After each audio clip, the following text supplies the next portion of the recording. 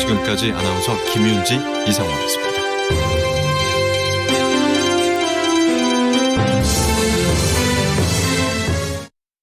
지금 시각은 7시 20분입니다. KBS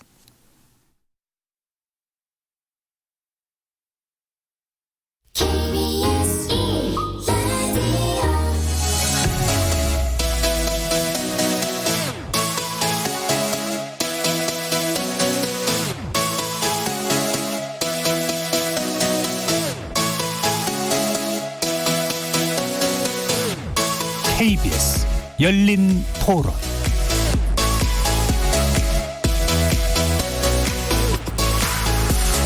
안녕하십니까. KBS 열린 토론 정준희입니다. KBS 열린 토론 매주 목요일은 평소 찬반 토론의 형식을 좀 벗어나 봅니다. 여러 분야의 전문가들을 모시고 특정 이슈에 대한 다각적인 접근법, 시각, 지식 등을 교차시켜보는 시간을 갖죠. 이름하여 지적 호기심에 목마른 사람들을 위한 전방위 토크, 줄여서 지목전 토크. 일부에서는 출연자 중 한 분이 골라주신 주제를 가지고 다양한 의견 나눠보고 있는데요. 지난 7일 문재인 대통령이 신년사에서 밝힌 내용 가운데 스튜어드십 코드 정착이 있었죠. 국민연금이 주주로 참여하는 기업에 대해서 건전한 경영 유도를 해보겠다라는 건데요. 신격호 롯데그룹 회장의 별세로 사실상 재벌 1세대가 퇴장하게 된 조건과 맞물리면서 국내 대기업 질서에 어떤 변화가 있을지 귀추가 주목됩니다.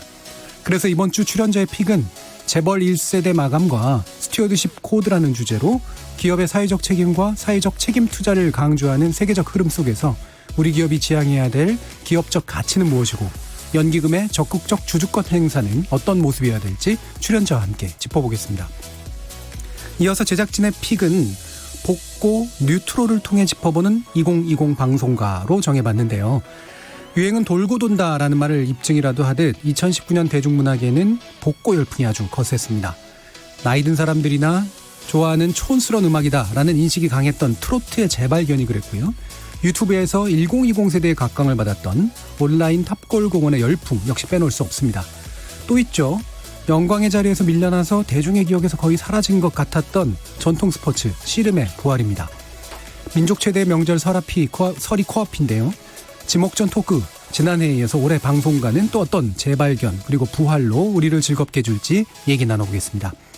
KBS 열린 토론은 여러분들이 주인공입니다. 문자로 참여하실 분은 샵 9730 누르시고 의견 남겨주십시오. 단문은 50원, 장문은 100원의 정보 이용료가 붙습니다. KBS 모바일 콩, 트위터 계정 KBS 오픈, 그리고 유튜브를 통해서도 무료로 참여하실 수 있습니다. 날카로운 의견과 뜨거운 참여 기다리겠습니다. KBS 열린 토론 지금부터 출발하겠습니다.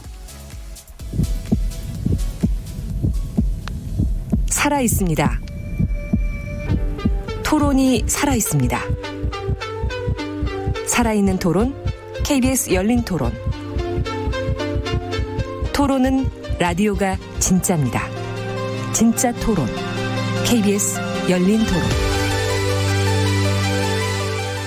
자, 오늘 함께 하실 분들 소개하겠습니다.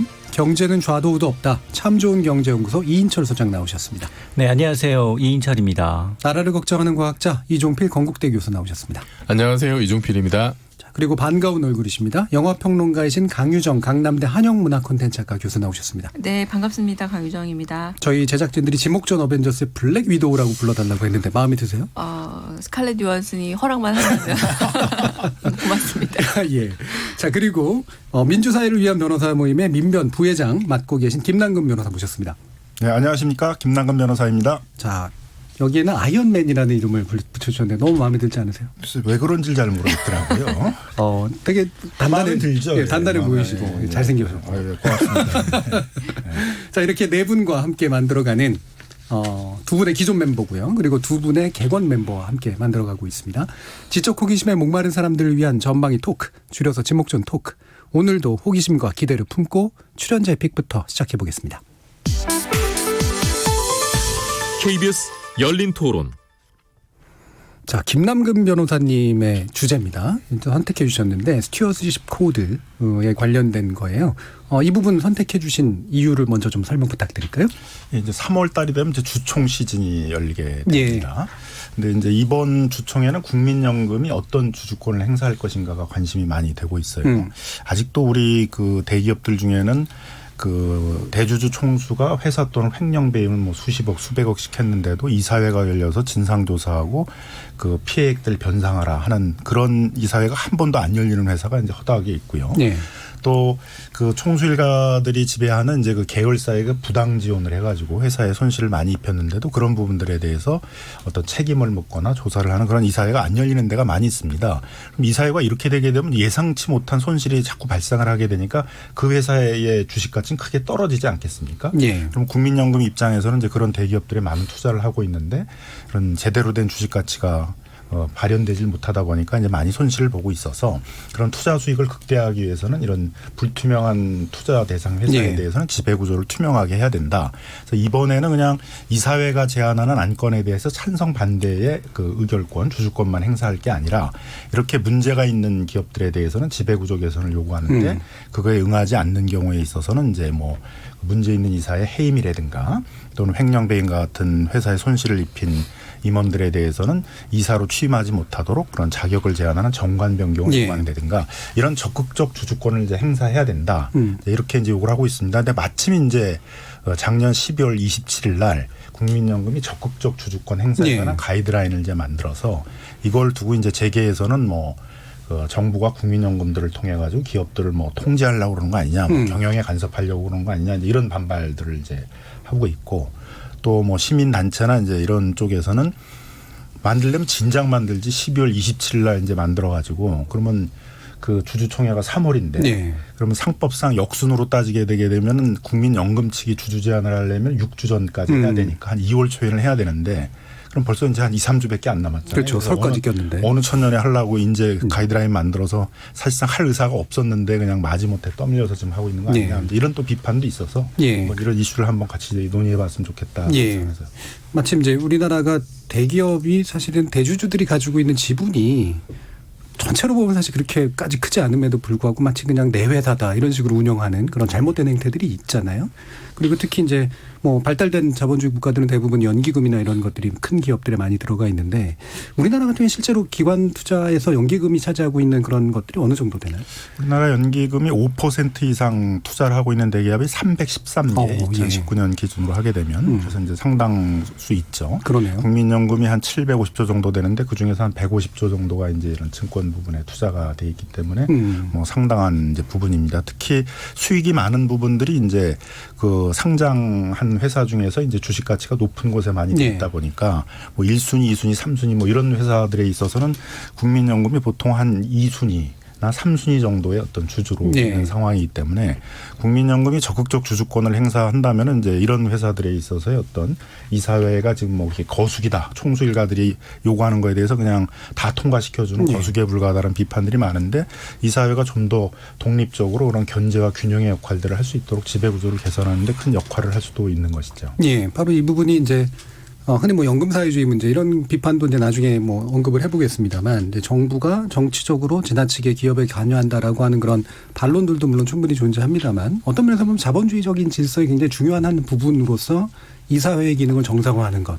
뭐 사실 이 부분에 이제 초점이 있다고 생각할 수 있을 것 같습니다. 그래서 이 방금 적극적 주주 활동이라고 하는 부분을 언급해 주셨는데 이인철 소장님이 설명을 좀 해주시면 좋겠어요. 이 가이드라인을 도입했다라고 이제 좀 그러는데 이 구체적인 내용이 어떻습니까? 우선 이제 국민연금이 지금 한 700조 원 정도 이상 이제 쌓였어요. 이 가운데 국내 주식에 투자한 게 한 120조. 그러니까 거의 20% 가까이를 쏟아붓고 있는 거죠. 그리고 지분 5% 이상 아까 300여 기업이라고 했는데 그 30대 기업 시가총액 30대 기업으로 축약하면 한 개 기업 빼고 대부분 다 국민연금이 5% 이상 대주주예요. 그러니까 개인적으로 지분을 갖고 있는 회사 1위 내지 2위 주주가 국민연금인데 근데 지금 보면 그 지지난해 계속해서 이제 대한항공 발로 해서 아니 왜 주주가 저렇게 이제 그 전행으로 인해서 주가가 많이 떨어지고 있고 국민의 노후 자금이 이제 줄어들고 있는데 분명히 이제 원인과 결과가 보이는데 왜 이사회는 아무 일도 하지 않느냐. 예. 이러면서 이사회에는 보니까 국민연금도 참여하고 있다 보니 이제 스튜어드십 코드라는 이 제도를 도입하겠다. 사실 기관 투자자 가운데 가장 몸집이 크기 때문에 국민연금이 하면 후발적으로 다른 연금이 다 따라오는 예. 형태거든요. 그래서 아마 지난 12월에는 그러면 스튜어드십 코드를 도입을 하는데 과연 어느 정도까지 경영에 참여할 거냐.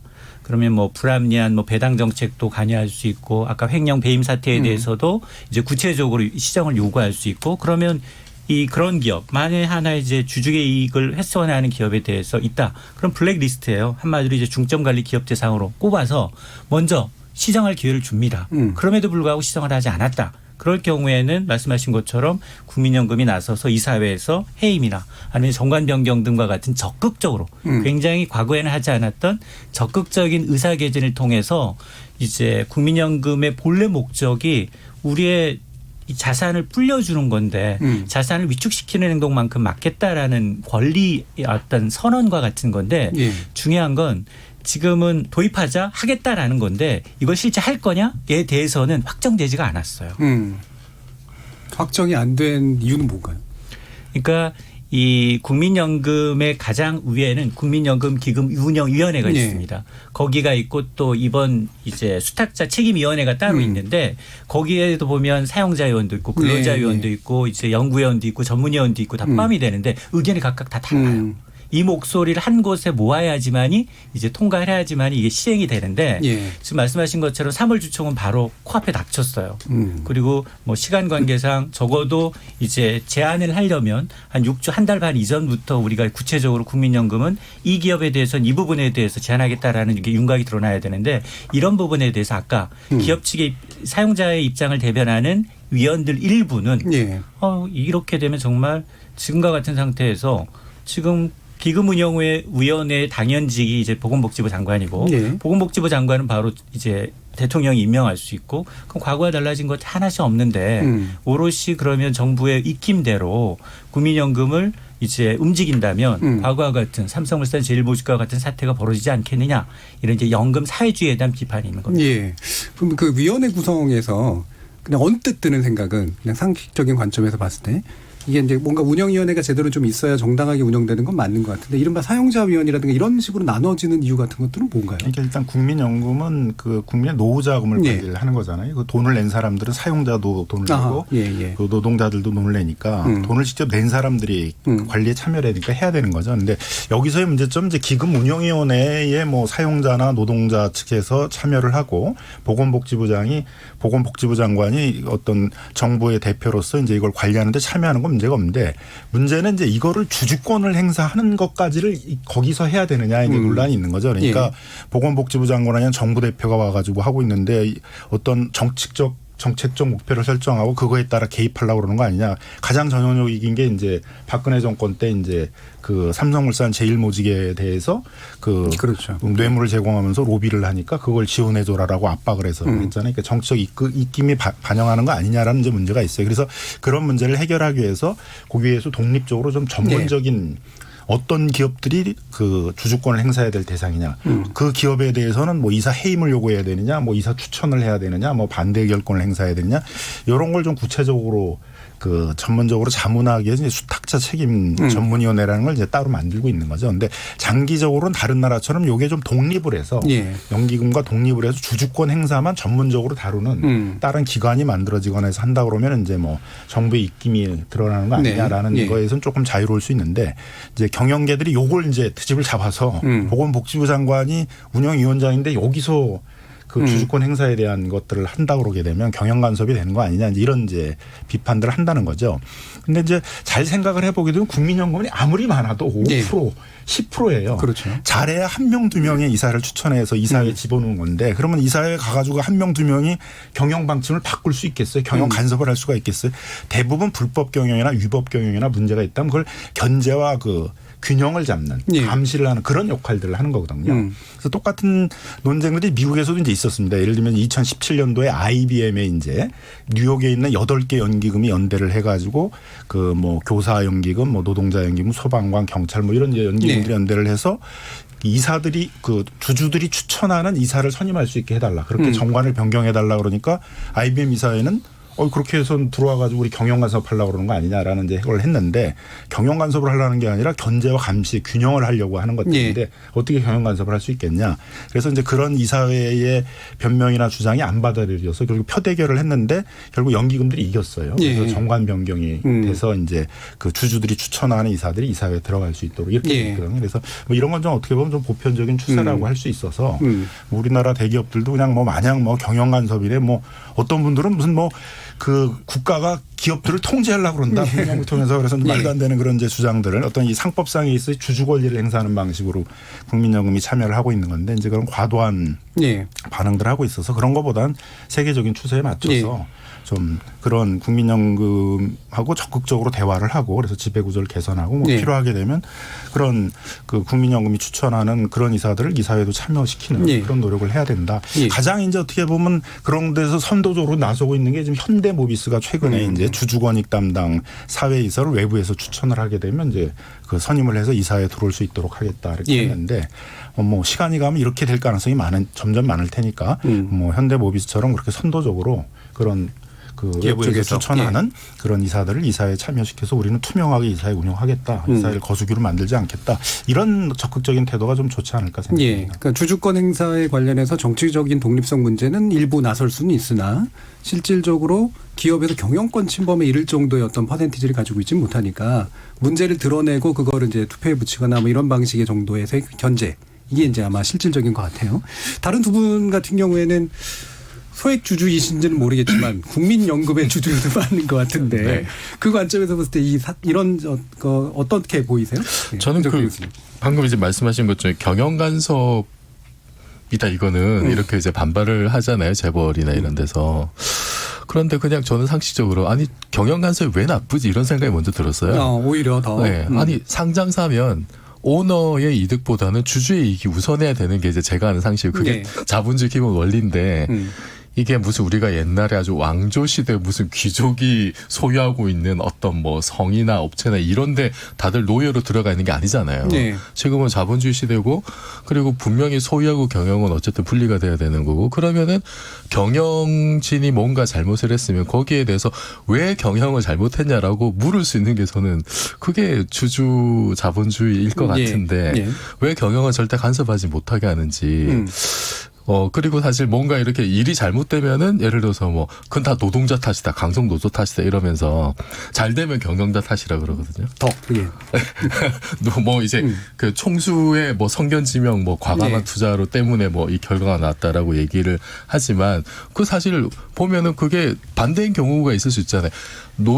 결국 노동자 관리, 노조 관리를 잘못한 것도 결국은 경영자 책임일 수가 있는 거거든요.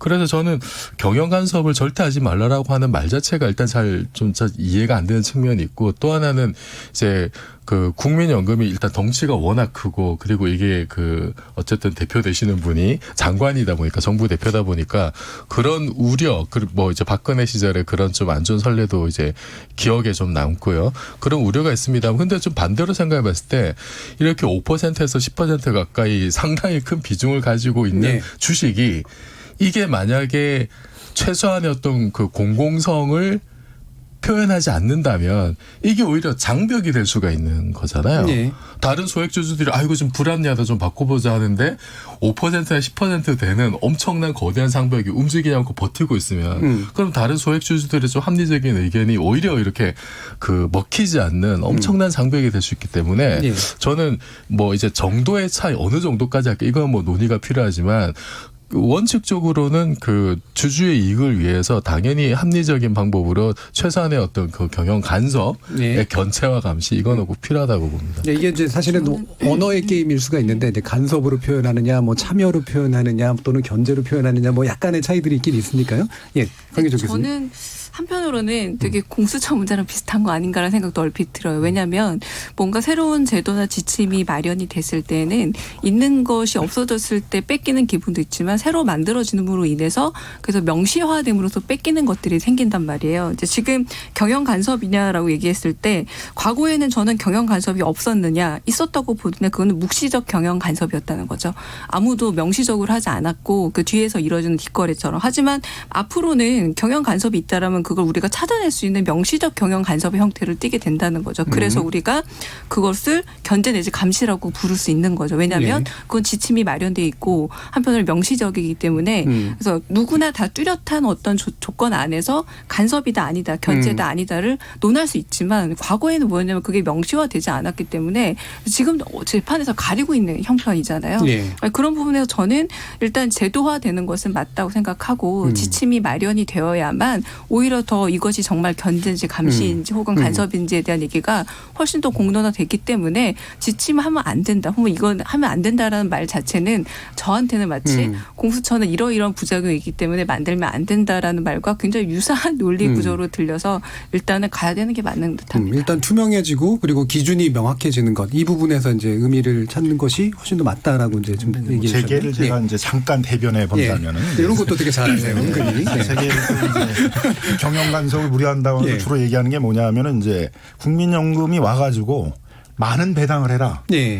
회사 입장에서는 장기적인 지속성을 위해서는 연구, 개발 뭐 이런 거에 투자를 많이 해야 되는데 뭐 반도체다 그러게 되면 진짜 수시로 바뀌니까 많은 연구, 개발에 투자를 해야 되는데 그런 거에 관심 없고 계속 배당만 많이 하라. 그런 다음에 싹 빠져나가면 어떡하느냐. 그런 걸 이제 우려를 이제 하는 거죠. 뭐 그런 건 얘기가 될 수 있고 또 실제로 이제 그런 것들이 있죠. 뭐 엘리엇이라든가 무슨 뭐 서버리린이라든가 뭐 론스타 같은 경우도 이제 그런 거잖아요. 소위 먹튀라고 그래서 막 논쟁을 일으키고 배당을 많이 하라고 압박을 넣은 다음에 자기를 챙겨서 또 단기간 수익을 얻고 빠져나가고 그러면 이건 장기적으로 회사에 피해를 줄 수도 있죠. 근데 국민연금이 그런 단기적인 투자와 이제 그런 단기적인 수익을 목표로 운영되는 거냐? 그건 그렇게 못하게 돼 있거든요. 국민연금 자체가. 그래서 국민연금은 그런 장기 투자를 기본으로 하는 것들이고 국민연금이 주로 하겠다라고 하는 것들도 그래서 가이드라인을 만드는 거예요. 이게 기준이 없으면 이제 또 서로 이렇게 많이 오해가 되니까 그래서 주로 이제 너무 그 배당은 적게 하고 예를 들면 임원 보수를 과도하게 한다. 예를 들면 조양호 이사가 퇴직을 하는데 700억이나 가져갔어요. 그 회사는 어려운데. 그럼 누가 보더라도 굉장히 과도한 보수를 챙겨가는 거죠. 그런 걸 막겠다라든가 이런 횡령 배임 같은 게 있는데 이사회가 안 열리고 손해배상을 해야 되는데 안 하겠다 그러면 한대라든가 뭐 예를 들면 삼성물산하고 제일모직이 합병을 하게 되면서 국민연금이 최소 7천억에서 뭐 한 1조 한 5천억 정도 손해를 봤다 이렇게 돼 있단 말이에요. 그럼 손해배상을 하라고 그래야 되는데 삼성물산에서 이사회가 열려가지고 점점 재판에서는 이제 이게 부당한 합병이고 주주들에게 손해를 입혔다라고 그래서 확인이 되고 있는데 손해배상하겠다는 태도가 없잖아요. 그죠? 그러면 국민연금이 그런 데 가서 빨리 손해배상하라 이런 걸 해야 될 거 아니에요. 그래서 이런 거를 위해서 주주권을 행사하겠다는 거니까 그렇게 재계들이 우려하는 뭐 단기적인 배당을 받고 국민연금이 먹튀한다. 국민연금이 또 먹튀해서 어디로 가겠어요. 우리나라에 있는 건데. 그러니까 이걸 마치 그 투기자본이 하는 거 투기자본에 대한 그 비난을 하는 것처럼 이게 국민연금의 주주권 행사에 대해서 하는 것들은 좀 논리성도 좀 없고 현실에 맞지 않는다. 그러니까 그런 면에서 이제 아까 가이드라인 뭐 얘기도 해 주셨는데 말 그대로 사회적 투자라는 게 뭐냐. 그리고 공공성이라고 하는 게 어떤 거냐. 투기적 자본과는 어떻게 달라야 되느냐. 뭐 이런 부분들. 그러니까 기업을 건전하게 만들기 위한 주주권 행사라고 하는 것이 이제 우리 사회를 위해서 좀 잡혀져 가는 것이 이제 상당히 중요한 계기가 될 것 같긴 하거든요. 이인철 소장님은 어떻게 보세요? 이게 사실은 국민연금 하면 늘 꼬리표가 왜 우리는 수익률이 이렇게 안 좋아? 이거였어요. 그래서 이제 다른 이제 해외 연기금이랑 수익률을 비교하면서 그러는데 근데 나쁘지는 않아요. 왜냐하면 우리 국민들의 정서상 하이리스크 하이리턴이지만 적어도 내 노후 자금을 안전하게 굴렸으면 좋겠다라는 인식이 있거든요. 그래서 해외 대체 투자를 하는데 해외에 가서 건물 사고 부동산 사고 그 건물 가치가 내려가면 바로 기사화돼요. 마이너스 봤다, 뭐 금 투자했는데 손해봤다 이러면 바로 공격이 들어오기 때문에 굉장히 보수적으로 운영을 하면서도 지난 30년간 연평균 수익률을 보면 5%가 넘거든요. 꽤 잘 운영하고 있는 편이에요. 그런데 문제는 뭐냐? 이 좀 내용을 좀 들여다보니까 죄악 기업들 있잖아요. 뭐 담배를 이제 파는 전문적인 회사들, 술, 그다음에 또 이제 일본의 이제 기업들 이런 기업들이 들어가 있는 거예요. 하물며 이제 옥시팜을 일으켰던 이런 기업들조차도 그러니까 비윤리적인 어떤 그렇습니다. 측면들. 들어가 있다 보니까 근데 이제 사실은 이 전 세계적으로 이런 기금이 대부분 이런 고민을 하는 거예요. 과연 이제 환경, environment, society, 그다음에 governance 이 세 가지를 놓고서 과연 우리가 사회적 책임을 다하는 기업에 투자하는 게 맞는지 수익률을 추구하는지 네. 사실은 죄악기업에 투자해서 수익률이 더 높아요. 그럴 수 있죠. 네. 일부는 수익률이 더 높아서 혹하지만 그러나 이제 국민연금이라는 특성상 이 종잣돈의 특성상 이런 이제 우리의 좀 배타적인 이런 기업들 투자하는 게 맞냐 이런 논의가 있었고 실질적으로 해외 연기금에서는 이걸 도입을 하고 있어요. 네. 그래서 우리도 보니 지난해부터 이제 계속해서 논의가 되고 있는 게 이런 사회적 어떤 이 책임 투자에 대한 논의가 활발해지고 있고 아마 앞으로 계속해서 이런 기업들 친사회적이면서 친환경적이고 그리고 이 우호적인 기업들로 이제 투자하는 성향 예. 실질적으로 그런 기업들에 투자해서 수익률이 더 높았다라는 이런 결과도 있기 때문에 아마 방향성은 맞다라는 겁니다. 그러니까 환경, 사회 그리고 지배구조. 그러니까 ESG라고 이제 부르는 이제 그런 아마 원칙들인 것 같은데 이게 사실 국민 연기금이라고 하는 건 수익률이 높다고 해서 반드시 좋은 게 아니잖아요. 말씀처럼 뭔가 제대로 된 투자를 하고 안정적으로 관리하는 거 이게 이제 되게 중요한 기준일 것 같은데 실제로 해외나 뭐 우리나라 보면 이런 스튜어드십 코드가 작동하면서 뭔가 선순환되고 있다라고 하는 그런 사례들이 많이 있나요? 네. 그러니까 일단 그 G가 이제 가버넌스. 이사회 예. 지배 구조를 얘기하는 거예요. 예. 그러니까 그 회사에 문제가 생긴 횡령 배임 사건이 생겼다. 뭐 회사의 이미지를 크게 실추시키는 사건이 생겼다. 그러면 정상적인 회사라면 이사회가 열려서 진상을 조사하고 책임을 물어야 되잖아요. 이사회에 대해 이사들을 보고 손해배상을 하라고 내든가 횡령 배임을 환수한다든가 이런 걸 했는데 이걸 안 하면은 이제 이건 굉장히 불안한 회사잖아요. 그렇죠. 그래서 이렇게 우리나라 대기업들이 이사회가 그냥 거수기 역할만을 하고 제대로 된 어떤 견제와 비판의 기능들을 못 하게 되니까 소위 코리아 디스카운트라고 그래가지고 이제 우리나라 그 기업들의 주식가치가 굉장히 떨어져 있단 말이에요. 예. 그럼 이걸 끌어올려야만 국민연금 수익이 극대화가 되는데 수익을 극대화하기 위해서는 이 지배구조들을 투명하게 만들어야 된다. 그래서 현대사회에서 이사회는 이제 그 분리를 하는 거예요. 그러니까 뭐 CEO, CTO 뭐 이런 분들은 이제 경영에 참가하는 사람들은 이사를 하질 않고 예. 이사들은 이제 대부분 다 이제 경영에 참가하지 않는 독립이사들이 이제 이사들을 하면서 이분들은 주로 이제 이 경영진들이 하는 것들에 대해서 이제 감시와 견제 역할을 하는 그래서 체크 앤 밸런싱이 이제 이사회의 기본적인 기능인데 그 독립이사가 사실은 사회이사하고 같은 거잖아요. 근데 이제 우리는 그냥 예. 사회라고만 그러는데 그 사회가 독립적인 그러니까. 비판 기능이 있어야 되는데 그 사회라는 게 뭐 우리처럼 이제 무슨 그 총수 일가의 자문을 해주고 있는 무슨 어떤 교수들 무슨 그 거기 회사에 자문하고 있는 로펌의 변호사들 무슨 회계 법인에 있어서 회계사들 이러면 뭐 서로 아삼육이 돼가지고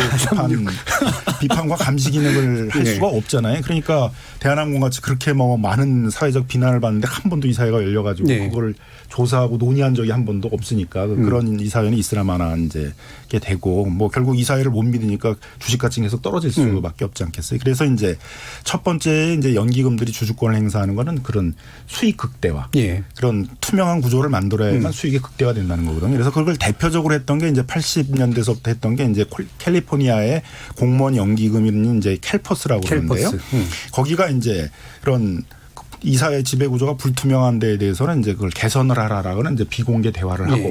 근데 그래도 개선을 안 하면 이제 공개적으로 이제 이 중점 관리 대상이다 이렇게 발표를 해요. 그걸 이제 포커스 리스팅이다. 집중 리스팅을 이제 만들어 가지고 발표를 하면 그 단계에서 이미 대부분 해결된다는 거죠. 그러니까 저거 문제 있는 회사 그러니까 사람들이 이제 투자를 안 하게 되거나 투자를 처리하게 되니까 그것 때문에 이미 지배 구조를 대부분 개선하게 되고 그거를 그렇게 했는데도 해결을 안 한다 그러게 되면 더 적극적으로 이제 뭐 이사의 해임을 요구한다든가 정경 변경을 요구한다든가 이제 이런 것들을 통해서 뭐 끈질기게 해서 20년 만에 이제 뭐 월트 디즈니 같은 데 있어서는 이제 그 결국은 그 대표이사를 내려오게 이제 만든다든가 근데 이런 걸 했더니 그 대상이 됐던 기업들이 다른 기업에서 주식 가치가 훨씬 더 많이 올라가서 캘퍼스가 많이 주식 그 수익 극대화를 이뤘다는 거예요. 그래서 이제 그걸 캘퍼스 효과라고까지 이제 얘기를 하는 거고요. 또 우리 같은 경우도 이제 마찬가지로 그 국민연금이 투자하고 있는 그 기업들 그래서 그 스튜어드십 코드가 만들어진 이후에 그런 기업들에서 뚜렷하게 이제 주식 가치 상승이 다른 기업에 비해서 55% 상승하는 효과가 나타난다라는 거거든요. 뭐 예를 들면 다 개별적으로 보면 그 대한항공에 있어서 이제 지난 그 조혜양 의사가 이제 뭐 그 연임 반대 여러 연기금들도 연대하고 뭐 시민단체나 소수주들이 이제 연대를 해가지고 조영호 이사 연임을 저지했는데 그걸 계기로 해가지고 20% 이상 주식 가치가 회복됐거든요. 예. 그러니까 그런 이제 기본적인 것들은 그런 주식 가치를 극대화한다는 것이고요. 가장 보수적으로 움직였던 게 이제 일본의 연기금이고 예. 일본의 이제 연기금을 어떻게 보면 본받아서 우리도 그렇게 보수적으로 운영을 지금까지는 해왔던 건데 일본도 이제 아베 정권이 이렇게 하다 보니까 이제 거기도 재팬 디스카운트라고 그래가지고 외국인 투자가 안 오는 거예요. 지배 구조가 불투명하니까. 네. 그래서 이렇게 하면 안 되겠다. 그래서 이제 일본의 아베 정권도 이제 우리와 마찬가지로 스튜어즈 코드를 이제 통해 가지고 연기금에 대해서 적극적인 주주권을 행사하겠다. 이렇게 이제 나오고 있거든요. 예. 확실히 그 세계적으로 보면은 뭐 이른바 자본주의 모국이라고 불리우는 이제 미국 같은 경우에서도 이제 긍정적인 효과라든가 이런 것들이 분명히 발견이 되는 것 같은데 한국 같은 경우에는 사실은 이 그 대기업 재벌들이 대주주가 그냥 내 회사다, 내 거다라고 하는 의식이 굉장히 강한 그런 문화적 조건 속에 있는 것도 분명히 크게 좀 지금까지 문제를 만들어 오지 않았나 싶은데 신국호 그 명예회장이 지금 별세를 한 이후로 결국은 실질적으로 재벌 1세대가 퇴장했다. 이런 평가들이 나온단 말이에요. 이게 지금 마침 맞물려서 뭔가 이렇게 한국 자본주의의 건전성 내지 또 미래적 자본주의를 만들어내는 어떤 계기가 될 수 있을까라고 하는 이제 희망 섞인 기대들도 나오고 있는데 어떻게들 보시나요? 그러니까 그 아담 스미스가 그 보이지 않는 손을 얘기했을 때 사실은 그 전에 전제가 뭐냐면 분별 있는 관찰자가 있을 때의 얘기예요. 예.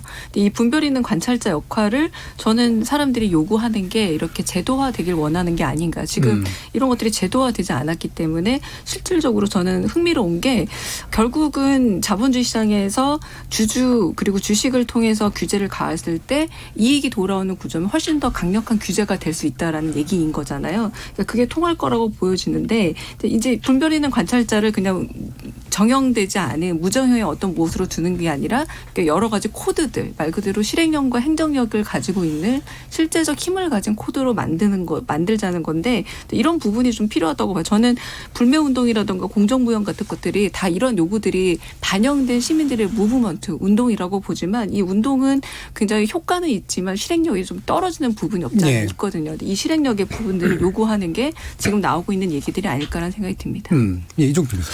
예, 그 재벌이라는 단어가 저기 옥스퍼드 사전에도 올라가 있고, 예, 그죠? 체벌입니다. 네, 체벌로 고유 명사로 이제 올라가 있는데, 그 우리 한국 현대사에 좀 독특한 어떤 여정을 함께했던 것 같아요. 그래서 뭐 경제 발전에 어떤 기여를 했느냐, 영향을 미쳤느냐, 뭐 논란이 많을 수가 있는데, 저는 그 이제 재벌을 보면은 그 이제 뭐 역사적으로도 이 그 군사 정권의 어떤 그 궤적하고 좀 이제 일치하는 시기적으로도 이런 부분도 있고 그 구조나 어떤 그 돌아가는 방식이 상당히 좀 군대적인 사실 뭐 사회 모든 사회 모든 부분에 사실 군대식이었고 학교도 이제 군대식이었고 뭐 기업도 그랬을 것 같아요. 그냥 위에서 딱 결정하면은 밑에서 일사불란하게 모든 게 다 움직이는 그게 뭐 어떤 데서는 또 이제 효과를 봤을 수도 있지만 또 다른 면에서는 또 이제 부작용도 상당히 많이 생겼을 것 같고 이게 예를 들어서 정말 보릿고개 어떤 극단적인 절대적 빈곤을 벗어날 때는 아주 좀 비상식적인 수단이 필요할 수도 있습니다만 근데 지금 우리가 지금 세계 10위권의 경제 대국이 돼 있는 상태에서도 그 옛날에 비상식적인 수단을 이제 계속 유지를 해야 되느냐. 이거는 예전부터 사실 고민을 했어야 되는 문제인데 예를 들면 이제 뭐 어느 재벌 같은 경우는 그 창업주께서 이렇게 유훈을 남기셨잖아요. 이제 노조는 절대 안 된다. 그게 이제 3대째 이어지고 있는 거잖아요. 최근에야 그게 그 기업에서 조직적으로 이렇게 그 무노조를 하기 위해서 엄청난 무리를 했다는 게 지금 밝혀져 가지고 사법 처벌까지 받고 있는데 아니 3대까지 내려온다고 도대체 뭘 한 건가.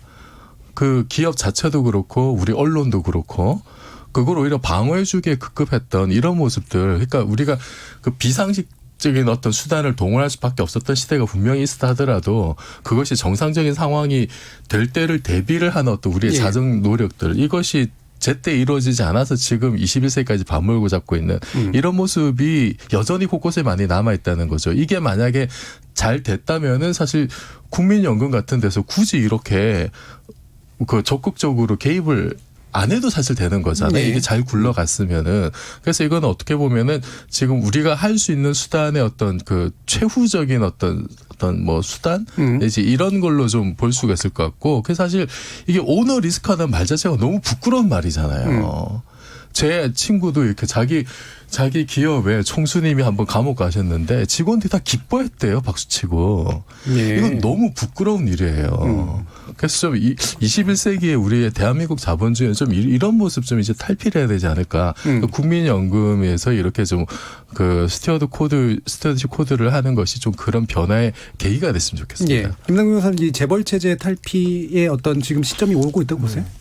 그러니까 이제 창업주는 이제 카리스마가 있는 예. 거죠. 뭐 그 어려운 시기에 이제 기업들을 키워가지고 여기까지 왔다라는 게 있기 때문에 뭐 그 사람이 횡령 배임을 하든 뭐 무슨 짓을 하건 이제 다 용서가 된다라는 예. 그런 사회적 분위기가 있었기 때문에 이제 각종 불법 행위가 있어서도 사회적으로 눈 감거나 뭐 언론에서 집중적으로 그걸 엄호할 수도 있었다고 생각이 들었는데 뭐 저는 그건 정당한 건 아니었고 적법한 것도 아니었다고 생각을 합니다만 근데 2세 3세는 못 믿잖아요. 그 사람들이 어떤 경영 능력이 있는지 알 수도 없고 그냥 그 아버지한테 물려받았다는 그거밖에 없는데 그리고 또 사고 치는 사람도 지금 엄청 예. 많이 생기고 있고 3세 4세가 하면 더 많은데 그러면 이제 이런 큰 기업들을 그런 창업주 시대처럼 그냥 그 총수일가의 카리스마를 믿고 운영하는 건 너무도 위험하고 너무도 피해가 크잖아요. 그러니까 이제 시스템적으로 운영을 해야 되고 시스템적으로 운영의 가장 기본은 경영하는 사람과 이 사회는 분리돼서 네. 이 사회가 체크 앤 밸런싱 견제와 역할들을 제대로 할 수 있게 해야 된다는 거죠.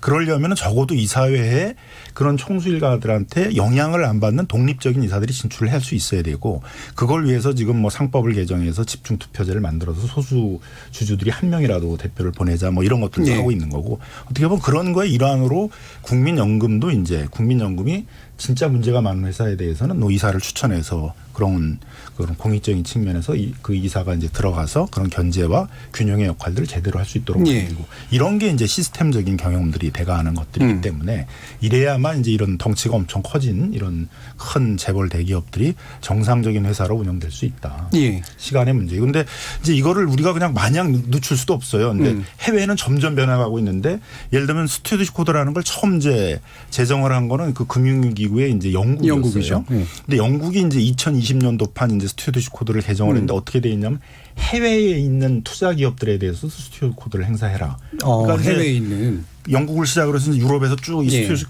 2020년 판을 이제 다 채택을 할 텐데 그러면 이제 해외에 있는 연기금들이 다 와서 삼성전자 뭐 현대자동차 다 투자를 하고 있는데 와가지고 이 사회가 왜 제대로 작동 안 하냐 뭐 과도한 임원들에 대한 보수를 책정하는 거 아니냐 이런 문제를 이제 계속 제기할 거라는 거죠. 네. 그리고 그걸 또 점검하는 것도 강화하고 있어요. 그래서 매년 스튜어디십 코드를 어떻게 행사하는지를 정리해서 실적을 발표해라. 어떤 투자 기업들에 대해서 주주권을 행사해가지고 거기에 대해서 어떤 그 이사회의 지배 변화들을 이뤄냈고 뭐 배당 정책이나 보수 이런 것들에 대한 변화를 이뤄냈다. 이런 것들을 이제 하라는 것들이거든요. 예. 그러면 점점점 이제 해외에 투자하고 있는 연기금들이 그런 압박을 우리 대기업들한테 많이 할 거예요. 그러니까 그거에 먼저 능동적으로 대처를 해서 지배구조도 좀 바꾸고 또 총수일가들한테 과도하게 그동안 지급해왔던 보수 같은 것도 좀 정리를 예. 하고 먼저 선도적으로 그래야 될 것이지 지금 국민연금이 이제 시작한다고 그러는데 이미 다른 연기금들도 해외 연기금도 같이 와서 지금 스튜어디십 코드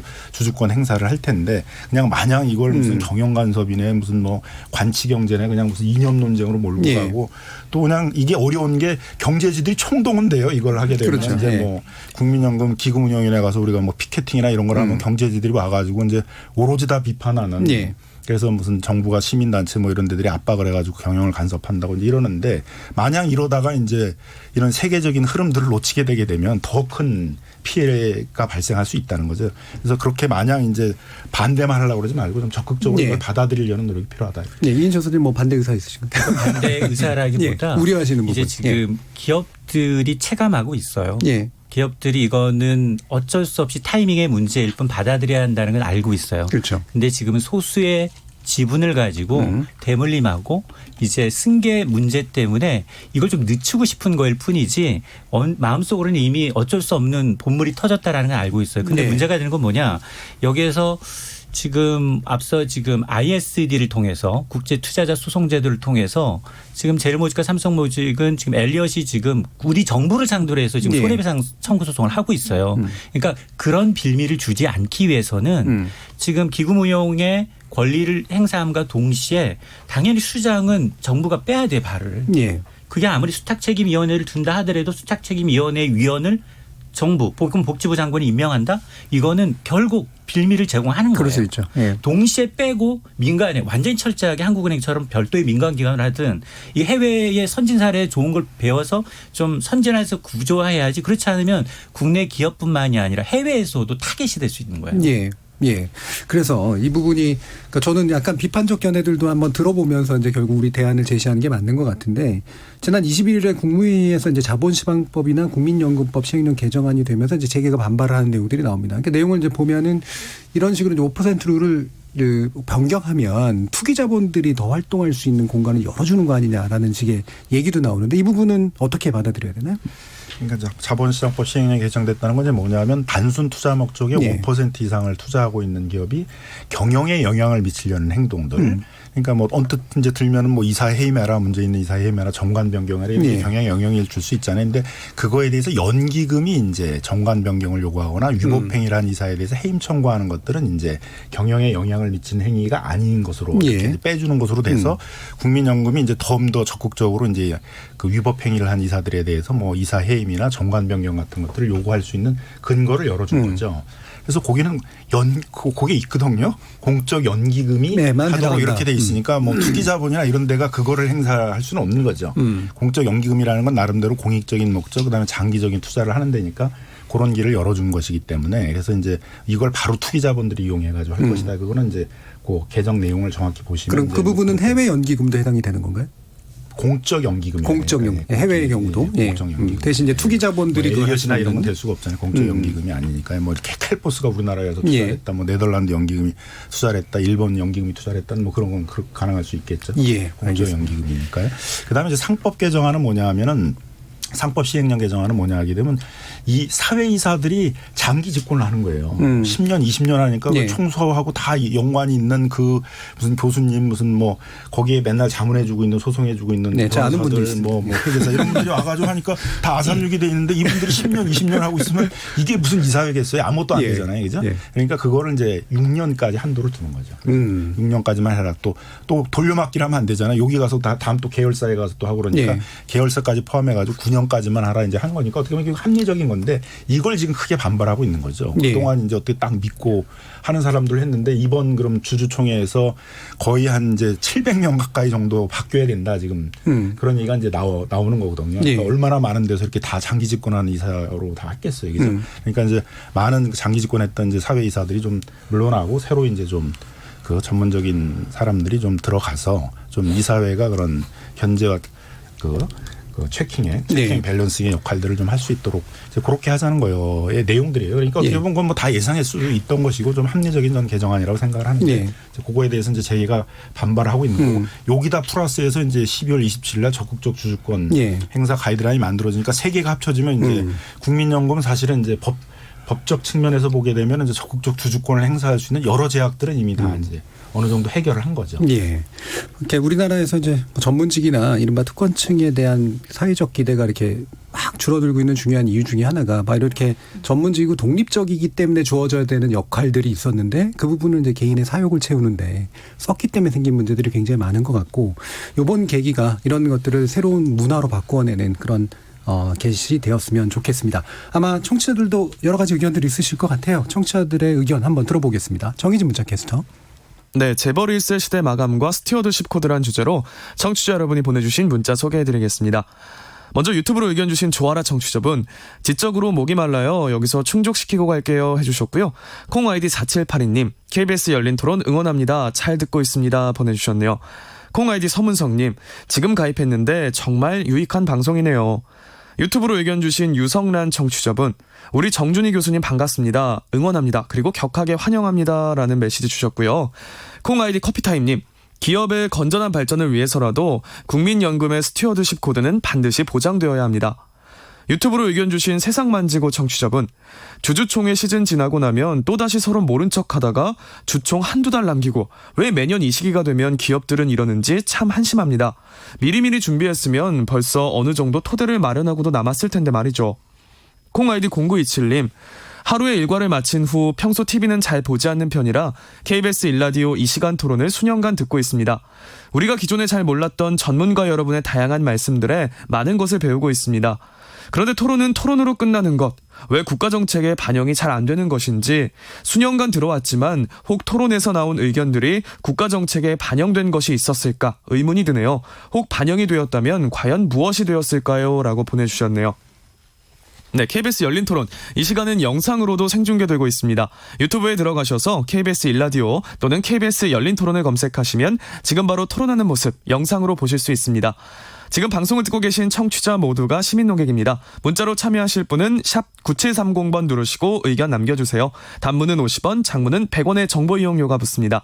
KBS 모바일 콩, 트위터 계정 KBS 오픈을 통해서도 무료로 참여하실 수 있습니다.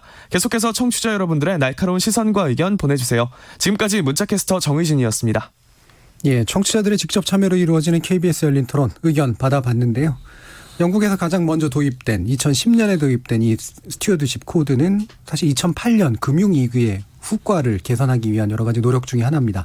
즉 단순한 투자 이익에서만 그치는 것이 아니라 기업 지배 구조를 개선해서 좀 더 건강한 자본주의를 만들어내고 건강한 기업을 만들어내는 목적 의식이죠. 재계 반발이나 연금 사회주의 등 여러 가지 논란이 있지만 연기금의 적극적, 능동적 주주권 행사는 더 이상 가부의 문제가 아니라 방법론의 문제가 되어가고 있는 듯합니다. 주목전 토크 출연자의 픽 여기서 마무리하겠습니다. 여러분께서는 KBS 열린 토론과 함께하고 계십니다.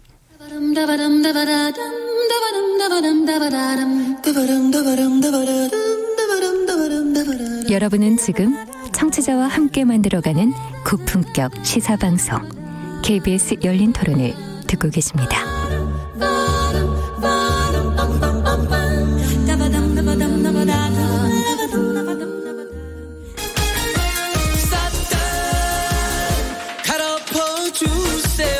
시드미헬도 보고 있고 미스트롯도 보고 있고 과거에 유행하고 이제 한국인의 원형 근간에 단단히 있던 것들을 최근 그 시류에 맞게 잘 풀어낸 것 같아요. 그래서 너무 재밌어요. 저는 송가인 씨가 제일 기억에 남고 그분만의 그런 한도 있고 대중이 봤을 때 트로트는 약간 어르신들이 좋아하잖아요. 근데 그거를 일반 젊은이들도 좋아하게끔 만들어준 것 같아서 저는 좋아해요. 제가 한 소절 불러볼게요. 한마는 대동강은 변함없이 잘 있느냐. 실력 있는 친구들이 나와서 트로트가 아예 가요처럼 들리게 되는 상황이 되더라고요. 그래서 되게 새로웠다고 생각이 들었어요. 옛날 추억으로의 그런 것들도 없지 않아 있는 것 같아요. 그리고 그런 걸 누려보지 못한 세대들이니까 오히려 그게 더 새로운 거죠. 그래서 더 트로트를 더 다시 한번 듣게 되는 기회가 더 있었거든요. 씨름의 희열은 한 번 본 적이 있어요. 상당히 역동적이면서 젊은 층을 많이 잡고 있다는 느낌을 받았어요. 또다시 부흥이 일어나겠네 하는 생각은 들었어요. 그런 문화가 형성이 안 됐을 뿐이지 국민들 정서도 그런 걸 바라고 있었던 것 같아요. 미스트롯이요? 우리 정서에 맞으니까 좋지요. 멜로디도 좋고 가사도 좀 더 마음을 올려주죠. 트롯이라는 것이 우리나라 정서에 좀 맞는 것 같아요. 그래서 나도 트롯을 잘 몰랐는데 이번에 가끔씩 봐요. 향수가 있겠지. 국민들이 극도로 스트레스가 다 차 있어. 다들 어렵잖아요. 그래서 요즘에 그것이 힐링을 많이 해주죠. 보고 좀 마음의 위안도 삼고 그러지.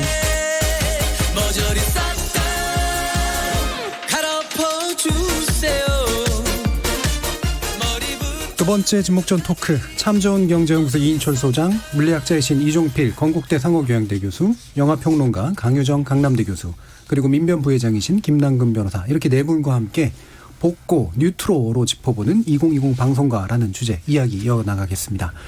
아까 앞선 이제 토론에서 김남근 변호사님이 두 번이나 아삼육이라는 표현을 써주셨는데요. 상당히 복고적인 느낌이 이제 물씬 났습니다. 그래서 먼저 한번 여쭤볼게요. 작년 2019년 보시면서 어떤 게 가장 대중문화적으로 인상이 남으셨는지. 네, 그러니까 뭐 좀 나왔듯이 트로트가 이제 다시 유행을 트로트. 하는 것 같아요. 트로트 그럼 이제 항상 저희 어머님이 이제 옛날에 그 가요 무대를 들으시면서 이 눈물을 찔끔찔끔 하시던 것들이 이제 많이 기억이 나는데 그동안은 이제 많이 잊혀졌던 것 같은데 다시 이제 트로트가 유행을 하고 오늘 뭐 여기 나오려고 한번 들어보니까 다시 그 애절한 가슴이 찌릿찌릿하게 그 울리는 그런 이제 또 트로트들이 다시 그 유행을 하고 있어서 이렇게 그 대중음악이나 대중문화도 좀 약간 복고적인 그런 걸로 좀 가고 있는 거 아닌가 그런 생각이 듭니다. 그 김남규 변호사 마침 이 얘기를 해주시니까 저희 이제 그 윗세대 교수님들하고 같이 이제 학생들 데리고 이제 가끔 노래방이나 이런 데를 가면 학생들이 이제 선생님들 대접해 준다고 트로트를 부르면 우리는 그런 세대가 아니다라고 굉장히 강조하시는 그런 분들이 굉장히 많거든요. 강기정 교수님 어떠세요? 저는 2019년에 두 가지가 가장 흥미로운데 하나는 팽수.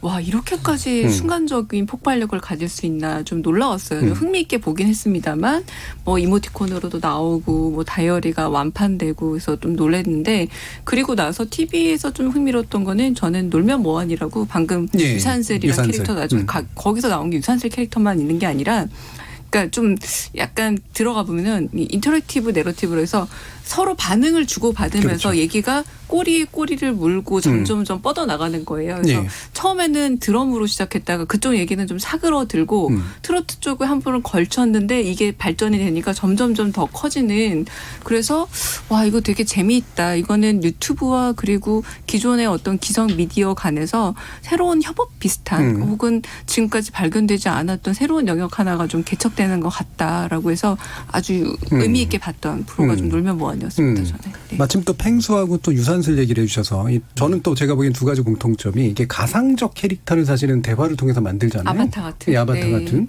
예를 들면 유재석 씨는 신인상 못 받은 게 제일 한인데 유산슬로 신인상을 받는 이런 이제 묘한 현상까지도 나타난 거. 그리고 그게 용인되는 거. 옛날 같았으면 이게 무슨 사기냐 이런 식으로 얘기했을 텐데 용인되는 그런 분위기 이런 것도 굉장히 좀 큰 것 같아요. 인천 소장님. 저는 일단 뭐 BTS처럼 아이돌 그룹도 보니까 희비가 좀 엇갈렸던 것 같아요. 줄곧 잘 나가는 친구가 있는가 하면 또 뭐 정준영 씨 사건 그리고 이제 엠넷의 부정 투표 사건으로 인해서 경연 자체도 아이돌 프로그램에 대한 게 좀 시들해졌고 그런 것을 아까 얘기한 이제 유재석 씨. 아니 자타가 공인하는 국민 MC가 자기가 망가져가면서 트롯에 저렇게 열정을 보일까. 근데 그게 다시 토대가 됐고 또 미스트롯의 송가인이라는 이제 정말 이제 무명에서 완전히 국민적 스타로 떠오른 두 사람이 트롯을 완전히 기반을 다져주니까 레트로가 굉장히 빨리 갔다. 그래서 초창기에는 중장년층 위주로의 과거 회상 보면서 우리 때 저랬지 이 좀 힐링할 수 있었던 것들이 그다음에 점점점 나이가 어린 친구들까지도 이게 기존에 들었던 그런 이제 랩이나 아니면 이제 신세대 노래와는 또 다른 맛이 있네. 이걸 조금씩 알아가는 게 아닌가. 그래서 아마 이제 그 지금 유산슬이나 아니면 이제 송가인이 어쩌면 이제 조금 너무 힘들었고 좀 굉장히 정치에 조금 굉장히 너무나 많은 일들이 벌어졌었던 데에 대해서 국민들한테 좀 힐링을 좀 갖다 주지 않았나. 그러면서 이제 옛날 가요도 되살아나는 그런 이제 좋은 이제 징조라고 좀 봐요. 상당히 오랜 기간 아이돌 위주의 그런 대중문화 시스템이 있었는데 그것과 확실히 좀 다른 그런 분위기가 만들어진 것도 있는 것 같아요. 이종필 교수님. 저는 작년 돌아보면 일단 그 연주했던 스카이캐슬, 그게 참 인상적이었고, 그리고 뭐 영화는 역시 기생충이 지금까지 아주 이렇게 잘 나가고 있는데, 저는 이제 전반적으로 우리의 대중문화가 굉장히 이렇게 엄청난 자신감을 가진 한 해가 아니었느냐. 이제 세계적인 성과를 막 맺고 가시의 성과들이 나오고 이제 그러기 위해서 그 전부터 뭔가 이제 쌓인 게 있었겠죠. 그것이 이제 지금 가시의 성과로 이제 나오고 있고 그 자신감이 예전에는 단지 이제 옛날 거를 돌아보면서 단순한 레트로였다면 그냥 옛날에 우리 저랬지 옛날에 좋았어. 이제 그게 예를 들면 이제 응답하라 시리즈라든지 아니면 뭐 불타는 청춘 같은 거. 옛날 우리 그냥 옛날 돌아보는 것만으로 좋았다면 완전한 복고. 지금은 어떤 세계적인 성과를 내는 우리의 문화 역량에 대한 자신감이 투영된 복고가 아니냐. 그런 면에서 이제 뉴트로라고 하는 게 새로운 복고라는 뜻이죠. 그러니까 단지 돌아보는 것이 아니라 이제 재평가를 하기 시작한. 이게 지금 시점에서 봐도 꽤 괜찮네. 왜 저걸 몰랐지? 이제 이런 재발견하게 되는 어떤 과정을 겪으면서 그것이 지금의 트렌드하고 다시 이제 결합하는.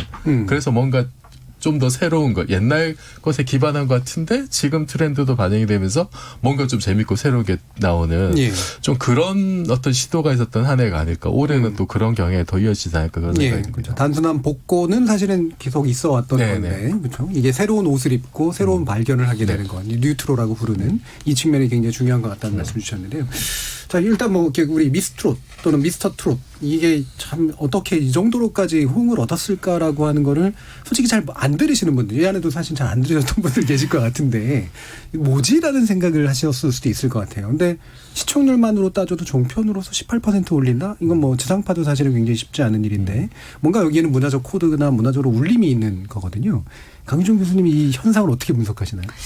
좀 놀라웠어요. 왜 그 우리 탑골이라고 부르는 게 탑골공원으로 바뀐 게 어학원도 있지만 파고다에서 팝골로 1991년에 바뀌었잖아요. 딱 그때 이후라는 건데 이 또 트로트 현상은 그것과는 또 다른 것 같아요. 탑골 문화 현상하고 좀 다른 것 같은데 일단은 굉장히 다양한 어떤 인생의 스토리를 가진 분들이 출연했다는 게 좀 중요한 것 같아요. 그러니까 이야기와 함께 노래가 소비가 되는데 이거는 양준일 씨라고 레베카 불렀던 분이 다시 소환되는 과정에서 사실 똑같이 노래 장르는 다르지만 좀 계속 반복되고 있거든요. 그래서 대표적인 그 스타라고 할 수 있는 송가인 씨가 노래를 잘한다라는 실력적인 측면도 있지만 어떤 사연을 가졌는지가 늘 꼬리표처럼 따라다닌다라는 거죠. 그래서 이 미스트롯의 성공이라는 거는 숨겨져 있던 트롯이라는 것이 일단은 이 안에도 장르가 많더라고요. 뭐 댄스 트롯이니 뭐 정통 가요니 이런 식으로 그 다변화된 변화를 보여주는 한편 스토리가 있어서 많은 분들이 노래도 노래지만 스토리도 같이 소비하는 그런 방식이 좀 더 영향력이 크지 않았나 싶긴 합니다. 이 스토리나 또 경연 형식의 기성에 있었던 근데 이런 게 이제 막 결합이 돼서 나타나는 새로운 현상인데 이게 세대적 배경도 있잖아요. 사실은 기존의 주류 대중음악 계열에서는 이제 벗어나 있던 소비자층인데 알고 보면 구매력이 굉장히 좋은 분들이 사실은 재발견되는 그런 과정에서 굉장한 영향력을 또 발휘하기도 하고 또 새로운 세대를 불러들이기도 하고 그랬단 말이에요. 네, 그래서 저도 어떤 생각이 들었냐면 제가 이제 이 프로를 했던 채널을 잘 안 보는 채널인데 그 어르신들이 이제 많이 보는 걸 알려져 있죠. 그래서 저는 이제 그런 상상을 해보는데 그 제작사에서 우리 채널은 어르신들 많이 보니까 그분들을 타겟으로 한 어떤 새로운 어떤 그런 거를 오디션 한번 해보자. 그럼 트로트 하냐? 뭐 이제 이런 상상을 했을 것 같아요. 근데 그게 이제 적중을 했고 그 어떤 시장이 또 이제 트로트는 항상 이렇게 그 수면 아래에 이렇게 존재하는 그 밖으로 드러나지 않지만 그런 잠재된 시장이 있잖아요. 예를 들어서 뭐 옛날 같으면은 그 고속도로 휴게소의 어떤 테이프라든지 CD. 제가 저번 주에도 얘기했습니다만 그 민중가요 부르던 운동권들도 뒤풀이 가면 다 술 마시고 트로트 부르면서 굉장히 즐겁게 놀고 이제 그랬던 추억이 있거든요. 그래서 그런 잠재된 어떤 시장이 이제 분명히 있는 건데 그거를 완전히 수면 위로 끌어올리는 데 성공을 했다. 근데 거기서 이제 스토리텔링 같은 경우 사실 이제 전혀 없진 않았는데 옛날에 다른 엠넷이나 이런 데서 했던 그 오디션, 이런 데서도 뭐 버스커나 뭐 이런 사실 다들 있긴 있는데 이게 지금 이렇게 미스트롯이나 이런 데서는 어떻게 보면은 정말로 그 아이돌을 지향하는 이런 어떤 주류를 지향하는 어떤 그런 가수들, 가수 지망생들 그 스토리가 아니라 거기서 또 이렇게 좀 비껴나 있었던 정말 이렇게 좀 조명받지 못했던 우리가 완전히 잘 알려져 있지 않았던 그런 사람들의 또 하나의 숨겨졌던 스토리를 새로 발굴한 게 아니냐. 그리고 그것이 그 사연이 훨씬 더 좀 더 절절해. 왜냐하면은 이렇게 주류에서 좀 비껴나, 그러니까 한 번 이렇게 어떻게 보면 좀 실패를 겪었던 분들의 어떤 그런 이야기가 훨씬 더 이렇게 심금을 울렸던 측면이 있는 것 같고요. 그리고 저는 또 하나 꼽자면은 송가인이 너무 잘해서. 가창력? 네. 송가인은 제가 그냥 이렇게 미스트롯 프로그램 안 봤는데 다른 프로그램에서 나오는 거 보고 이분은 정말 트로트를 예술의 경지로 승화시킨 분이 아닐까라는 생각이 들 정도로 그 송가인뿐만 아니라 다른 뭐 홍자나 다른 분들도 너무 노래를 잘하시는 거예요. 저는 그 부분도 상당히 좀 평가를 받아야 된다고 봅니다. 실제로 사실은 가창력만으로 따지면 숨은 고수들이 엄청나게 많은데 이분들이 사실 주류에서 이렇게 부상되기가 또 되게 어려웠던 면들도 분명히 있었잖아요. 그래서 이제 아이돌 중심의 댄스 문화 여기에 대한 약간의 어떤 좀 어르신들의 반발 이게 뭐 촉발이 될 수도 있다고 봐요. 절절함 얘기하셨는데 절절하게 느끼셨어요? 뭐 저도 이동 교수님. 보통 이제 사회 심리학에서 얘기할 때 복고풍이 유행할 때가 이제 경제적 불황기라고 그러잖아요. 뭐 미국 대공황기가 이제 전형적인 복고풍이 유행하던 시기인데 사회적 스트레스가 높고 경제적 불황기 유행을 한다고 그러는데 딱 보면 우리가 지금 그런 시대에 있는 것 같아요. 뭐 정치적으로 이제 소위 대드락이라고 그래가지고 양쪽의 정치 세력들이 이제 서로의 발목들을 딱 잡고 한 발도 서로의 개혁들을 하지 못하도록 이렇게 딱 하는 상황이 지금 장기화되고 있고 거기서에 느껴지는 극렬한 어떤 정치적 대립들이 사회적으로 주는 스트레스가 굉장히 이제 큰데 그런 것도 저는 지금 반영되고 있다고 보여지고 불황이 이제 오래 가고 있어서 이제 그런 것도 좀 영향을 주고 있는 게 아닌가 생각이 들고요. 보통 이제 이렇게 되게 되면 이제 옛날에 어려웠던 시기를 이제 생각하고 그 시기를 우리가 그래도 극복을 해왔다라는 어떤 위로감 이런 것들이 이제 어떤 위안을 줄 수 있기 때문에 복고적인 뭐 그런 심리가 좀 생긴다고 그러는데요. 우리가 지금 그런 상황이 아닌가. 근데 다만 그냥 옛날로의 복고만이 아니라 옛날로만의 복고만이 아니라 거기에 이제 뉴트로란 말이 뉴가 붙잖아요. 그죠? 근데 뭔가 또 참신한 게 여기에 결합이 돼서 새로운 젊은 세대한테도 어필할 수 있는 거로 간다라는 건 굉장히 좀 창조적이고 또 새로운 어떤 희망 이런 걸 좀 주는 요소가 있는 것이 아닌가 이렇게 좀 생각이 듭니다. 그래서 단지 그냥 너무 어려우니까 패배적이고 회고적인 그런 복고가 아니라 또 그런 기저를 깔고 있으면서도 또 미래지향적인 어떤 그런 힘들을 갖는 그런 어떤 복고풍 그런 것이 아닌가 생각이 듭니다. 그러니까 이 뉴트로가 이제 미스터 트롯도 이제 했지만 아까 이제 강유정 교수님이 언급해 준 양준일 씨라든가 온라인 탑골공원 여기에서도 이제 많이 나왔는데 이게 뭐 유튜브 문제도 있을 테고 또 양준일 씨가 가지고 있는 캐릭터도 있고 이른바 이제 선해 보이는 사람들을 지원하고 싶은 마음과도 묘하게 결합되는 것 같아요. 어떻게 보셨어요? 강유정 교수님. 저도 이 선함이라는 걸 새로운 구매 요소로 이제 선택되고 있는 거죠. 근데 아까 인천 소장님께서 잠깐 말씀하셨지만 엄밀히 말해서 2019년에 어두운 뉴스도 상당히 많았어요. 정준영 씨, 승리 씨 사건도 그렇고 그리고 극단적인 선택을 한 두 분의 여성 연예인 분들이 있었단 말이에요. 그런데 그런 것들과 달리 정말 유재석 씨라든가 이런 분들은 선함으로 거의 평생 연예인 생활을 해오신 분이고 그런 것들을 재활용하고 양준일 씨 같은 경우도 지금 돌아와서 하시는 말씀이 말 그대로 와 이렇게 사람이 선한 말만 할 수 있나라는 이 선함에 대한 구매력인데 중요한 거는 이 뉴트로의 주요 세대가 구매력을 갖춘 세대라는 거예요. 거의 40대 이상이라는 거고 어떤 식으로든 문화적 소비가 가능한 분들이 기왕이면은 그리고 또 윤리적 판단에 대해서 굉장히 민감한 분들이시거든요. 이 세대들은. 그래서 기왕 선택을 하는데 그냥 단순히 쾌락적이고 즐거운 것뿐만 아니라 선한 어떤 엔터테인먼트에 내가 소비를 하겠다는 의지를 좀 보여주는 게 이런 어떤 흐름들에 영향을 미치는 것 같고요. 아까 미스트롯도 보면은 장년층 세대들이기 때문에 사실 아날로그적 소비를 굉장히 촉진하고 있거든요. 유튜브 이쪽보다는 공연이 활성화된다라거나 거듭해서 공연에서 거기에 참여하는 방식인데 결국은 구매력을 가진 이 분들을 어떻게 소비로 이끌어 가느냐의 그 기획력이라든가 한편으로는 그 기획력이 실행으로 옮겨졌을 때 좀 현실과 잘 만난 게 바로 이런 케이스가 아닌가 생각이 들기도 합니다. 아까 우리가 논의했던 이제 기업의 사회적 가치가 이제 미래적 자본주의 질서에 중요하고 또 방금 말씀하신 것처럼 선함에 대한 어떤 소비적 평가 되게 묘하게 결합된 이런 것들이 또 굉장히 중요한 문화 산업에 이제 뒷받침이 되는 이제 그런 현상들도 나오고 있는 것 같은데 또 한 가지 뉴트로의 예로서 이제 씨름의 희열 얘기를 하지 않을 수 없을 것 같아요. 제가 개인적으로 되게 좋아하는 프로그램이긴 한데 물론 제작진이 KBS니까 끼워놓은 게 아니냐라는 의심도 분명히 할 수는 있습니다만 저는 굉장히 훌륭한 KBS적 예능이라고 생각을 하거든요. 재밌어요. 이인초 소장님도 혹시 보셨나요? 네, 가끔씩 보는데요. 그러니까 과거에 이제 아마 1980년대 씨름하면 뭐 이만기 선수, 이봉걸 선수, 강호동 선수 이런 분들 기억하실 거예요. 그런데 그 당시만 하더라도 설이나 추석에는 매번 특집이 있었어요. 그래서 뭐 한라장사 누구누구 자기가 응원하는 선수를 기대하면서 봤던 게 있는데 어느 순간 소리 소문 없이 자취를 감췄어요. 그래서 기억이 없고 그리고 그 당시에 유명했던 천하장사들이 그냥 예능의 얼굴을 비칠 뿐이지 심이라는 자체에 대해서 관심이 별로 없었어요. 그렇죠. 개별적으로. 그렇습니다. 그런데 다시 이렇게 이제 씨름이라는데 굉장히 젊은 친구들이 노력을 하고 있고 굉장히 훈남 누가 보더라도 이제 굉장히 좋아보는 이런 사람들이 하면서 씨름이 중장년층만 즐기는 게 아니라 이제 젊은 사람들, 젊은 여성들 씨름 관객장을 보게 되면 여성 젊은 관객들이 굉장히 많이 늘었다고 하더라고요. 그러다 보니까 TV 속으로 예능으로 들어왔는데조차도 환호하고.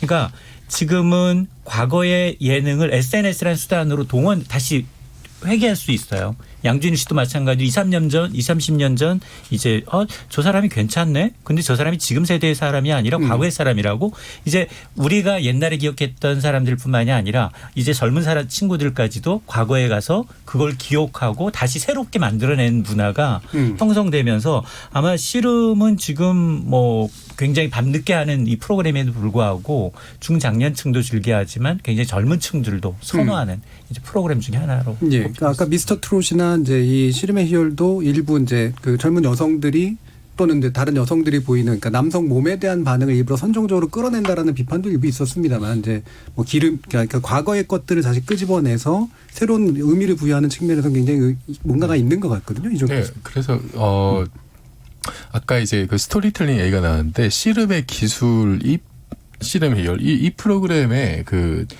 보면은 성공 요인이 저는 이제 그 정말 스토리텔링이라고 봐요. 네. 일단 선수 각각이 이제 시합 전, 시합하는 도중, 시합 후 다 얘기가 있어요. 다 이야기가 있고 특히 이제 그 선수 개개인의 뭐 어떤 뭐 개인사나 일상사나 어떤 선수들 간의 어떤 관계 이런 스토리텔링만 있는 게 아니라 이 프로그램의 핵심이 뭐냐면은 씨름에 임하는 전술과 기술에 대한 스토리텔링이 있어요. 네. 이거 보통 사람 아니면 보통 사람 잘 모르잖아요. 모르고 이제 전문가들만 아는 건데 옛날에 그 강호동 씨가 예능 프로에서 이제 그런 얘기 한 적이 자기가 이제 씨름할 때 씨름 선수들은 그러니까 어깨를 맞대고 삿발을 잡으면 삿발을 잡고 살이 마주 닿는 순간 상대방의 정보가 전해진대요. 그렇죠. 예. 네, 얼마나 센지. 예, 저는 압니다. 예, 그래서 아세요? 씨름 좀 하셨잖아요. 그래서 잡으면 압니다. 예. 예, 잡자마자 네. 이제 몇 단계 수를 생각을 한다 그러더라고요. 작전을 짜고. 네. 근데 그거는 우리가 보통 사람은 모르는데 그 아주 긴박하게 짧은 시간에 여러 가지 어떤 변화들 이거를 자세하고 차근차근 이제 얘기를 해주니까 이게 하나의 스토리가 되는 거죠. 예. 거기에 이제 너무 이렇게 막 빠져들게 되는 거예요. 그래서 굉장히 이거는 참 연출을 정말 섬세하게 잘했구나. 새로운 어떤 씨름의 묘미를 느끼게 해주는 우리가 미처 몰랐던. 예. 그래서 저는 이거 보면서 이게 스모와 씨름이 다른 이유는 바로 이것이다. 그거를 제대로 보여준 프로그램이 아니죠. 예. 제가 유일한 여성으로 잠깐 말씀을 드리자면 어떤 몸이나 이런 게 아니라 저는 희열을 정말 느꼈어요. 와, 깻잎 한 장 차이로 저렇게 그렇죠. 승부가 바뀌는 거를 처음 안 거예요. 사실 전혀 몰랐다가 그런 부분에서 정말 제목과 명실상부하게 씨름의 맞습니다. 희열이 있다는 걸 처음 배운 프로그램이기도 합니다. 저는. 예. 네. 여기서 잠깐 끊고 우리 또 청취자 의견 몇 가지 좀 들어볼게요. 정의진 문자 캐스터. 네, 복고 뉴스로 짚어보는 2020 방송가라는 주제에 대해 청취자 여러분이 보내주신 문자 소개해드리겠습니다. 먼저 콩 아이디 3699님, 디지털 문화의 포화 상태 속에 복고, 뉴트로 열풍 주목되네요. 지금까지 소위 주류였던 랩 등 힙합류는 본질적으로 흑인 슬럼가에서 태동한 문화인데 대중이 트롯으로 눈 돌리는 것은 내재된 정체성 찾고자 하는 자연스러운 현상이라고 봅니다. 더불어 새로움을 더한 퓨전을 찾고자 하는 인간의 창의적 의지라고 해석됩니다. 오늘 지목전도 경청합니다. 콩 아이디 2472님, TV조선의 미스트롯, 미스터트롯, KBS 씨름의 희열, 복고적 트렌드로 기획된 콘텐츠 전략, 제작진이 고뇌를 많이 했을 것 같아요. 잘 준비한 프로그램들인 것 같습니다. 유튜브로도 의견 주셨는데요. 육체는 늙음이 있지만 생각은 늙음이 없어요 라고 보내주셨네요. 네, KBS 열린 토론, 지금까지 지목전 토크 제작진의 픽, 복고 뉴스로 짚어보는 2020 방송가란 주제로 함께 이야기 나눠봤습니다. 예, 김남금 변호사님께 이제 마지막 발언의 기회를 드려야 될 것 같은데. 예, 저는 이제 뭐 이런 좀 생각이 들어요. 사람들이 이제 어떤 선한 사람들이 성과를 얻고 그 다음에 어떤 고생한 사람들이 그 고난을 극복하는 이제 그런 스토리를 갈구하고 있다. 그렇죠. 우리 사회의 어떤 정치적 지도라는 사람들이 극렬한 대립들을 만들어내고 격렬한 어떤 투쟁이나 상대방에 대한 어떤 날카로운 공격이나 뭐 이런 것들을 보면서 이제 굉장히 회의하고 이런 식의 어떤 우리 사회 지도자들에 대해서 이제 냉소하고 하는 이제 그런 문화가 이제 많이 지금 그런 심리들이 생기고 있는데 그래서 대중문화 속에서는 이제 좀 더 그게 아닌 좀 더 이 고생한 사람들이 이제 뭐 그러니까 뭐 송가인 씨도 그런 것 같고 뭐 홍자 씨도 그런 것 같고 뭐 무명의 시대 그다음에 이 어떤 그 장애나 어려움에 이런 것들을 이제 그 목소리 결절이나 이런 것들을 극복해내고서는 예. 이제 성공을 하는 이런 모습들 그다음에 뭐 그 선량한 문제에 있어서도 이제 그런 선한 일들을 많이 한 사람들이 이제 성공하는 모습 이런 거에 대해서 어떤 희열 같은 것들을 좀 느끼는 것 같고요. 씨름도 저는 이제 상당히 기술 이제 씨름이거든요. 노력하고 기술. 그 어떤 그 씨름을 옛날 시대를 회고하면 이게 영웅의 시대거든요. 그 영웅들이 이제 막 노력을 해가서 아주 치열하게 싸워서 이기고 이제 이런 모습인데 이런 모습 속에서 좀 어떤 우리 사회 지도자나 정치적 지도자들에 대해서 해결해내지 못하고 있는 그런 것들을 이 대중문화 속에서 어떤 대중 스포츠나 이런 데 속에서 어떤 갈망하고 있는 것이 나타나는 게 아닌가 뭐 이런 생각이 좀 들었습니다. 예, 확실히 좀 이 시대가 좀 이야기하는 여러 가지 그 징후들이 바로 이런 문화적 현상들을 통해서 나타나는 것 같은데요. 이번 명절에는 또 새로운 씨름대회에 대한 중계도 되게 많이 있다고 합니다. 그래서 그것도 많이들 시청해 주시고 2002년 방송가에는 우리 열린 토론 그리고 저널리즘 토크쇼 J 시즌2 강주영 교수님 하시는 그것도 많은 기대를 부탁드리겠습니다. 두 번째 지목적 토크도 끝났고요. KBS 열린 토론 매주 목요일 지적 호기심에 목마른 사람들을 위한 전방위 토크 줄여서 지목적 토크로 청취자 여러분 만나고 있습니다. 스튜어드십 코드에 관련된 이야기 그리고 뉴트로로 관련된 이야기 두 가지 주제로 다양한 의견 나눠봤는데요. 이인철 소장님, 이종필 교수님, 강유정 교수님 그리고 김남근 변호사님 네 분 모두 수고하셨습니다. 감사합니다. 수고하셨습니다. 감사합니다. 생방송 놓치신 분들 위해 팟캐스트 나중에 준비되어 있습니다. 그리고 매일 새벽 1시에 재방송도 됩니다. 저는 내일 저녁 7시 15분에 다시 찾아뵙겠습니다. 지금까지 KBS 열린 토론 정준이었습니다.